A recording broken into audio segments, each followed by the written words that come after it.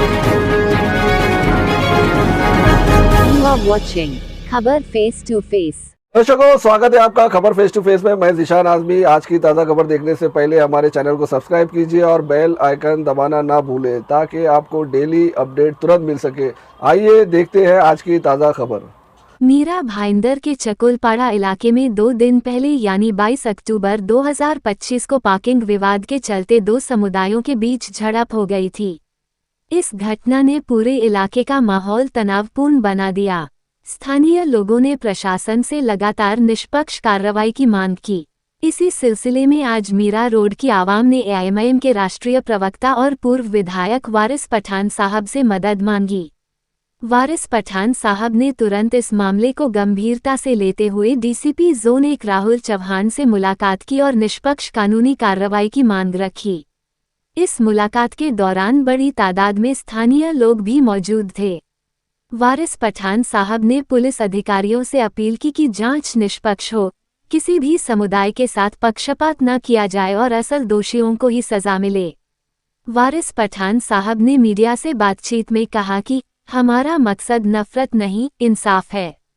Meera road की आवाम अमन चाहती है और हम भी यही चाहते हैं कि कानून के जरिए हर पीड़ित को इंसाफ मिले।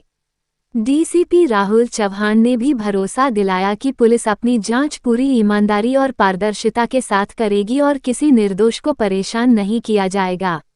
उन्होंने कहा कि कानून सबके लिए बराबर है और जो भी दोषी पाया जाएगा उसके खिलाफ सख्त कार्रवाई की जाएगी।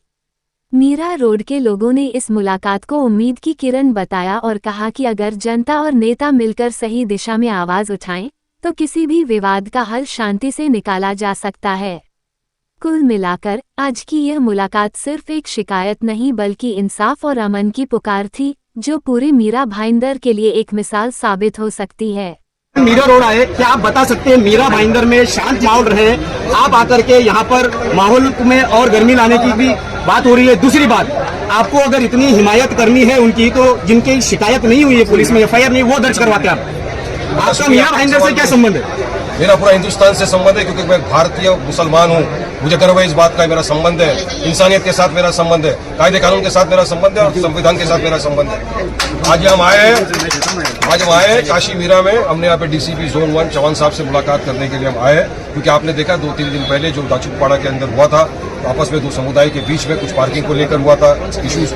उसमें दोनों पक्ष की तरफ से कंप्लेंट दी गई, मगर कुछ हमारे पास ऐसे फोन आया, ऐसी कंप्लेंट की गई थी हमारे पास कि वारिस भाई एक तरफा कंप्लेंट ली जा रही है, एक तरफा लोगों को अरेस्ट किया जा रहा है। तकरीबन 9 लोगों को अब तक एफआईआर करके अरेस्ट किया गया है और कुछ 40 के खिलाफ अज्ञात दिखाए गए हैं, जबकि दूसरी तरफ कोई चौपड़ लेके घूम रहा था, तलवार दिखा रहा था, उसके खिलाफ केस नहीं हो रहा। ये सारी काफी चीजें थी। हमारे को स्थानिक लोगों ने फोन किया, हमारी माँ बहनों ने फोन किया, काफी लोगों के फोन आए।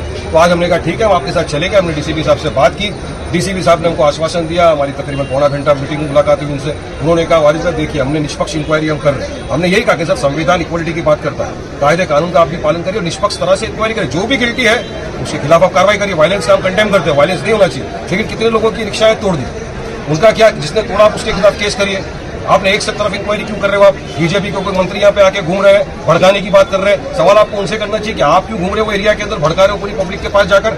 सवाल उनसे करो क्यों उधर जाके धमकाया जा रहा है, क्यों मस्जिद के पास जाके खड़े होकर बोला जा रहा है कि 2 दिन के अंदर मस्जिद को तोड़ दो, क्यों महाराष्ट्र का मीरा रोड का वातावरण खराब करने की बात कर रहे हैं वो लोग। ऐसे लोगों को रोकना चाहिए ना। अगर उनको नहीं रोकेंगे तो वातावरण खराब होगा। और आप बोले हम तो आए ना, हम तो किसी को भड़का नहीं रहे, हम तो बात करने हैं कि साहब न्याय और इंसाफ करिए। जिन लोगों ने तलवार दिखाई, चौपड़ दिखाया, जिनके वीडियो वायरल है, उनको भी अरेस्ट करिए, उनके खिलाफ भी केस करिए।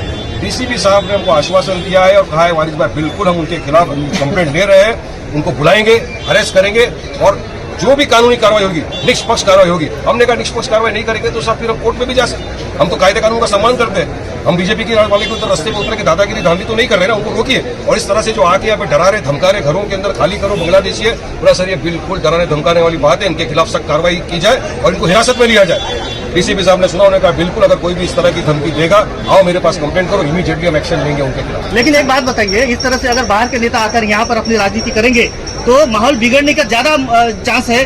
आपको कौन बोला मैं बाहर का हूँ? नहीं, मीरा भाईंदर से नहीं है आप। नहीं, एक मिनट,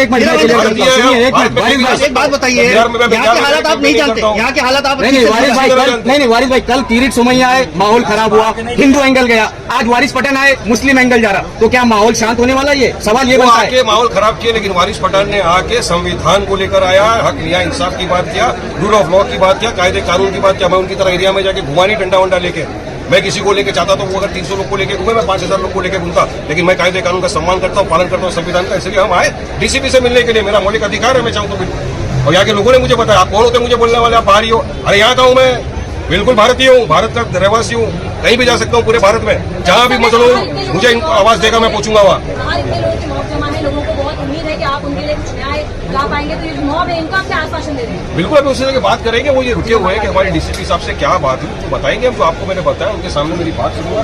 डीसीपी साहब ने आश्वासन दिया है कि इंशाल्लाह न्याय होगा, कोई भी बेगुनाह बेकसूर को अरेस्ट नहीं किया जाएगा, और जिसने किया है उसको अरेस्ट किया जाएगा। पुलिस का न्याय नहीं कर रही, इसलिए लोग यहाँ जमा हो रहे हैं। यही लग रहा है ना लोगों को, अगर एक ही तरफ कार्रवाई कर रही है, यही तो लोगों का बोलना है कि कार्रवाई एक तरफ हो रही है, और हम चाहते हैं कि निष्पक्ष कार्रवाई हो। हमारा ये बोलना है कि आप कार्रवाई दोनों पक्ष की फिर आप बराबर करो, एक ही को आप टारगेट मत करो, दोनों की तरफ करो। मैंने कहा ठीक है, बिल्कुल हम कंप्लेंट लेंगे और एफआईआर दर्ज करेंगे, और जो भी इन्वॉल्व, हमने वीडियो दिखाए जिसमें चौपर लेके घूम रहे हैं, एक दो नाम बताया जिनका नाम लोगों ने बताया वहाँ पे, उनके खिलाफ भी कार्रवाई होगी।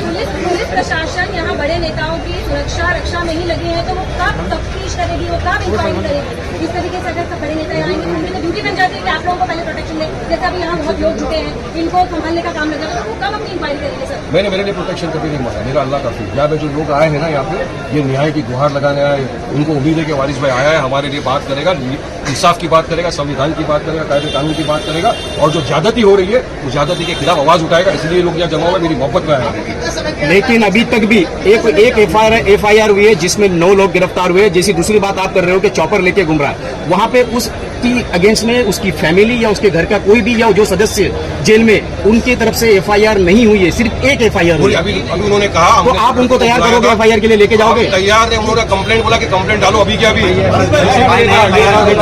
इन्होंने एफआईआर करने की बात, एफआईआर करेंगे और डीसीपी करके अरेस्ट करेंगे। लगभग 31 रिक्शा तोड़ी गई है पुलिस के रिकॉर्ड के हिसाब से। आश्वासन मिले अभी बोला इनको कंप्लेंट करेंगे, तो आश्वासन दिया है कि आप कंप्लेंट कीजिए, मैं एफआईआर करूंगा। अभी तक हमारे ऊपर एफआईआर हो रही थी, एक तरफा कार्रवाई थी, लेकिन वारिस पठान के यहाँ पे आने से अभी कार्रवाई उनकी तरफ भी होगी। हमको ये आश्वासन मिला है, हमको ये भाई का सपोर्ट मिला है। अभी एक बात बताइए, ये जो माहौल, एक मिनट, वारिस पठान जी, एक बात अभी आप यहाँ पर आए, आपके समर्थन में इतने लोग आए। इनका जवाब दो। अगर मीरा भाईंदर में कोई मुस्लिम नेता होता तो 4 दिन से लफड़ा चला, अभी तक क्यों नेता नहीं आए? हमारे महाराष्ट्र में आए, हमारे खिलाफ बोलने ही आए, और हमारे खिलाफ ही बोले, और हम लोग को बांग्लादेशी बोले। अब तक जितने बड़े नेता आए यहाँ पर सब, अरे एक बोलो, एक कोई मुस्लिम नेता नहीं है। हम आपसे सवाल यही करें कि यहाँ पे जो नेता आ रहे हैं वो हिंदू नेता आ रहे हैं, मुस्लिम नेता आ रहे हैं, क्या यही बोला? आप मुस्लिम नेता इस वक्त यहाँ पे? मैं आपको संविधान की बात कर रहा हूँ, सेक्युलरिज्म की बात कर रहा हूँ, कायदे कानून की बात कर रहा हूँ, लोकतंत्र की बात कर रहा हूँ। संविधान में कोई किसी ने बोला कि मुसलमान के लिए नहीं आए, हिंदू के लिए हमारे लिए नेता बन के नहीं आए, हमारे भाई बन के आए, सुनो, किसी भी पक्ष के खिलाफ, ये हमारे भाई हैं। एक बोलो यार। किसी भी पक्ष के खिलाफ अगर अन्याय होगा तो वारिस पठान खड़ा रहता था, खड़ा रहेगा। आज यह अन्याय हो रहा है, जिस पक्ष के खिलाफ उनके साथ खड़ा हूँ, मैं आया हूँ इसीलिए। ये पक्ष के, आप क्यों ऐसा करो? एक ही तरफा इंक्वायरी आप क्यों कर रहे हो? लव जिहाद मैडम बोगस है, वैसा कोई है ही नहीं। इनके बीजेपी के मंत्री ने पार्लियामेंट में खड़े रह के बोला है कि लव जिहाद नाम का कोई है ही नहीं। एक मंत्री यहाँ पे खड़े हो गए तो मंत्रालय के अंदर असेंबली में बोले इतने हजारों केस हो गए लव जिहाद के महाराष्ट्र में, खुदा पार निकला, चुका कुछ भी नहीं निकला। इसलिए सिर्फ लव जिहाद, लैंड जिहाद, रोड जिहाद, सारे जिहाद इनको डाल देते हैं। उनको जिहाद का मतलब ही नहीं मालूम। कुछ नहीं होता जिहाद। इंटरकास्ट मैरिज नहीं होती क्या दुनिया में? होती है ना इंटरकास्ट मैरिज को लव जिहाद बोल देंगे। बड़े बड़े बीजेपी के नेताओं ने शादियां किया। अच्छा, अभी ये जो लोग इकट्ठा हुए उन्हें क्या संदेश देंगे आप? तो आपको लगता है एक मंत्री होते हुए और एक भाजपा के विधायक होने के नाते शहर में कुछ लोगों के साथ बाहर आ गया आपका। अगर वो न्याय और इंसाफ करते, संविधान को मानते, कायदे कानून का पालन करते, तो वारिस पठान को इतनी दूर नहीं आना पड़ता।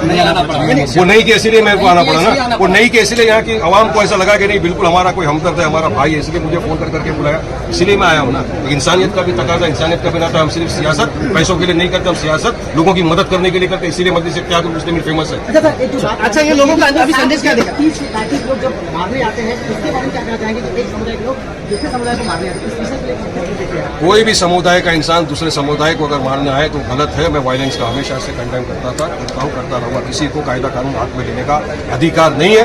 पुलिस को कार्रवाई करनी चाहिए, लेकिन अगर कोई मारने आ रहा है, उसको कोई मार रहा है या आपस के अंदर भिड़ रहे तो निष्पक्ष कार्रवाई होनी चाहिए। दोनों पक्ष के खिलाफ कार्रवाई होनी चाहिए। बस इतना।